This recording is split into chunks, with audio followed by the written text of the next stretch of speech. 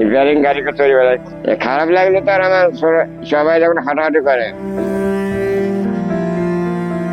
এক হাতে ছোট্ট ঠেলা গাড়িটি ঠেলে অন্য হাতে শরীরের ভারসাম্য রেখে এভাবেই প্রতিদিন মাইলের পর মাইল পথ পাড়ি দেন সিজার। দূর থেকে দেখলে মনে হতে পারে কোনো শিশু খেলা করছে, কিন্তু কাছে গেলেই দেখা মেলে ৪২ বছর বয়সী এক জীবনযোদ্ধার। মাটি থেকে কয়েক ইঞ্চি উঁচুতে ভাসে তার শরীর। এক হাতে শক্ত পিচ ঢালা পথ আঁকড়ে ধরা, অন্য হাতে গাড়ির ছোট্ট চাকা ঠেলে এগিয়ে যাওয়া। এভাবেই জীবনের ৪২টি বসন্ত পার করেছেন মেহেরপুর সদর উপজেলার পিরোজপুর গ্রামের সিজার। সিজারের বাবা শহীদুল ইসলাম জানান, জন্মের পরই ছেলের শারীরিক অস্বাভাবিকতা নজরে আসে। চিকিৎসা করানোর কমতি ছিল না, কিন্তু ভাগ্যের লিখন বদলানো যায়নি। চিকিৎসকরা জানিয়েছিলেন অস্ত্রোপচার করলে জীবন নাশের ঝুঁকি রয়েছে, তাই সন্তানকে বাঁচিয়ে রাখার স্বার্থে মেনে নিতে হয় এই পঙ্গুত্বকে। সিজারের বয়স এখন ৪২, কিন্তু উচ্চতা আটকে আছে মাত্র ২ ফিটে। ১৯৮২ সালেও জন্ম থেকে ওইভাবে হাত পা বেঁকা বা সে আস্তে আস্তে আর গ্রোথ হয়নি। বয়স ওর এখন ৪২-৪৩ বছর বয়স, ওর তার কোনো গ্রোথ হয়নি। এইভাবে চলছে। এই আর আশা করছি ডাক্তাররা দেখেছে, ডাক্তার সে ইন্ডিয়ায় ভেলোরও নিয়ে গেছে, কিন্তু কোনো উপকার হয়নি। ওই তারা বলছে জন্ম থেকেই পোলিও, আর ভালো হবে না। শারীরিক সীমাবদ্ধতা থাকলেও সিজার নিজেকে কখনো বোঝা মনে করেন না। নিজের রান্নাবান্না, ঘর গোছানো থেকে শুরু করে ব্যক্তিগত সব কাজ তিনি নিজেই করেন।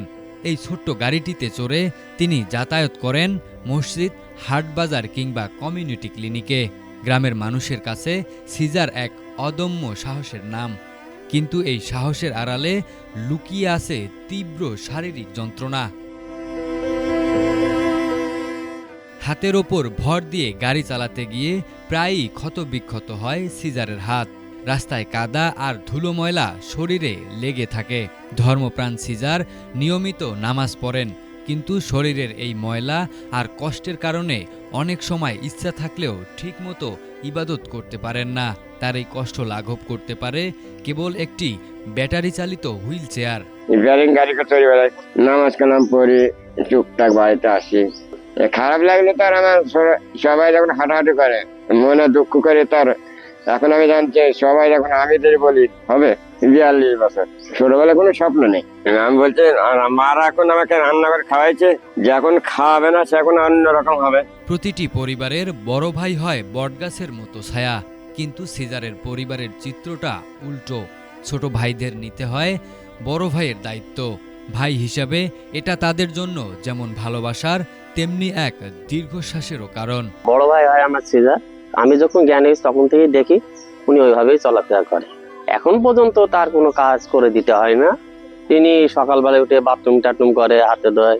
আমার বড় ভাইয়ের কাছে স্বপ্ন ছিল যে বড় ভাই আমাদের জীবনে অনেক উপকার করবে, কিন্তু দেখছি এখন আমাদের করতে হচ্ছে আমার বড় ভাইয়ের। এটা আমাদের খুবই দুঃখিত।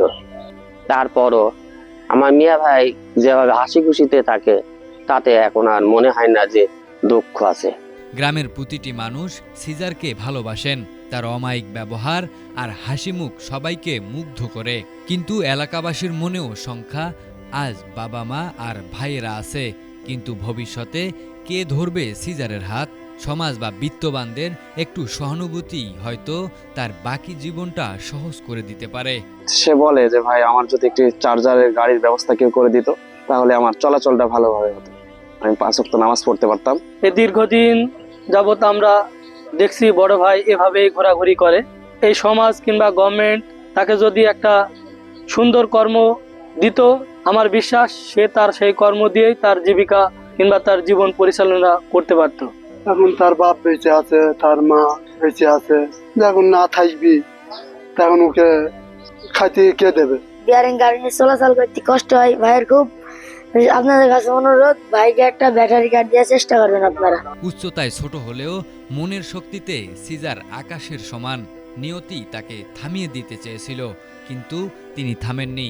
এখন প্রয়োজন শুধু একটু যান্ত্রিক সহায়তা। সমাজের বিত্তবান বা প্রশাসনের পক্ষ থেকে একটি ব্যাটারি চালিত হুইল চেয়ার পেলে হয়তো ঘুচবে সিজারের প্রতিদিনের এই অমানবিক কষ্ট। সাইফুল্লাহ আল হেলাল, এটিএন বাংলা।